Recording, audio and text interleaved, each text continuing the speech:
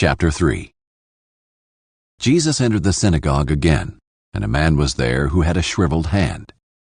In order to accuse him, they were watching him closely to see whether he would heal him on the Sabbath.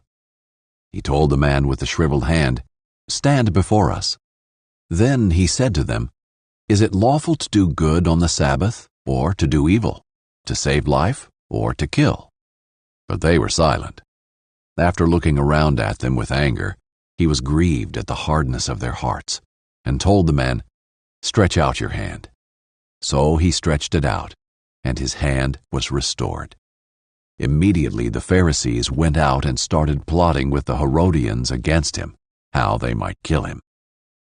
Jesus departed with his disciples to the sea, and a large crowd followed from Galilee, and a large crowd followed from Judea, Jerusalem, Idumea beyond the Jordan, and around Tyre and Sidon. The large crowd came to him because they heard about everything he was doing.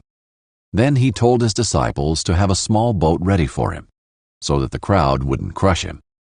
Since he had healed many, all who had diseases were pressing toward him to touch him. Whenever the unclean spirits saw him, they fell down before him and cried out, "You are the Son of God." And he would strongly warn them not to make him known. Jesus went up the mountain and summoned those he wanted, and they came to him. He appointed 12, whom he also named apostles, to be with him, to send them out to preach, and to have authority to drive out demons. He appointed the 12. To Simon he gave the name Peter, and to James the son of Zebedee, and to his brother John he gave the name Boanerges, that is, sons of thunder. Andrew, Philip and Bartholomew, Matthew and Thomas, James the son of Alphaeus, and Thaddeus, Simon the Zealot, and Judas Iscariot, who also betrayed him. Jesus entered a house, and the crowd gathered again, so that they were not even able to eat. When his family heard this, they set out to restrain him, because they said, "He's out of his mind."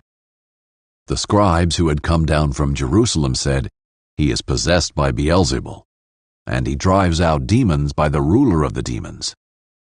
So he summoned them and spoke to them in parables. "How can Satan drive out Satan? If a kingdom is divided against itself, that kingdom cannot stand. If a house is divided against itself, that house cannot stand. And if Satan opposes himself and is divided, he cannot stand, but is finished. But no one can enter a strong man's house and plunder his possessions unless he first ties up the strong man. Then he can plunder his house. Truly I tell you, people will be forgiven for all sins and whatever blasphemies they utter. But whoever blasphemes against the Holy Spirit never has forgiveness, but is guilty of an eternal sin, because they were saying, 'He has an unclean spirit.' His mother and his brothers came, and standing outside, they sent word to him and called him. A crowd was sitting around him and told him, 'Look, your mother, your brothers, and your sisters are outside asking for you.' He replied to them, 'Who are my mother and my brothers?' Looking at those sitting in a circle around him, he said, 'Here are my mother and my brothers. Whoever does the will of God is my brother and sister and mother.'